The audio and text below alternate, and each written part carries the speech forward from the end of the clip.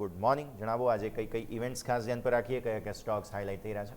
Good morning. Yes, આજે જોવા જાઓ તો ઘણી બધી ઇવેન્ટ છે, સાથે સાથે ઘણી બધી કંપનીના પરિણામો પણ આજે જાહેર કરવામાં આવવાના છે, જેની પર આજે આપણું ફોકસ રાખવાનું રહેશે. પહેલાં તો આપણે જોવા જતા આજે નિફ્ટી 50ના જે તમામ કોન્ટ્રાક્ટ છે એની એક્સપાયરી છે, જેની પર આજે આપણું ફોકસ રાખવાનું રહેશે. એ સિવાય જોવા જાઓ તો નિફ્ટીની 2 કંપની જે છે એના પરિણામો આવવાના છે, HCL ટેક અને નેસ્લેના પરિણામો જાહેર કરવામાં આવવાના છે. તો એ 2 કંપની ઉપર આજે આપણું ફોકસ રાખવાનું રહેશે. એ સિવાય વાયદા બજારની ઘણી બધી કંપની છે જેના પરિણામો આવવાના છે. પર્સિસ્ટન્ટ સિસ્ટમ છે, 361 વામ છે, પછી જોવા જાઓ તો ટાટા એલેક્સી છે, એ 3 કંપનીના પરિણામ જાહેર કરવામાં આવવાના છે, જેની પર આજે આપણું ફોકસ રાખવાનું રહેશે.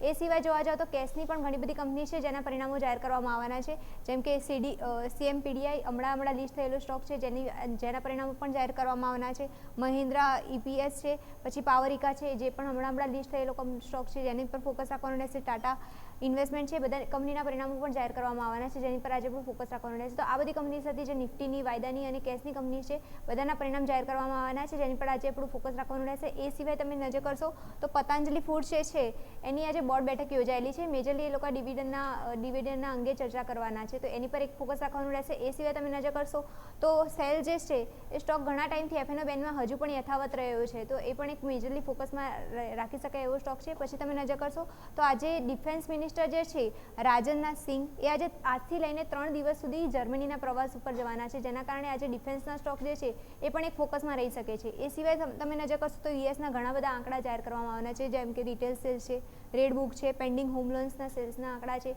એ બધા જાહેર કરવામાં આવવાના છે, જેની પર જે ફોકસ રાખવાનું રહેશે. એ સિવાય તમે નજર કરશો તો યુએસની કંપની જે છે જનરલ ઇલેક્ટ્રિક્સ અને યુનાઇટેડ હેલ્થ, એ બંને કંપનીના પરિણામ જાહેર કરવામાં આવવાના છે, જેની પર આજે ફોકસ રાખવાનું રહેશે.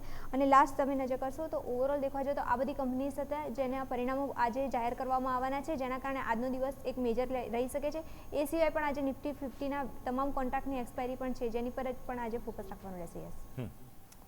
ઓકે, તો આ તમામ સંકેતો છે કે જેનું ધ્યાન પર રાખીશું. મિરલ, આભાર આપનો.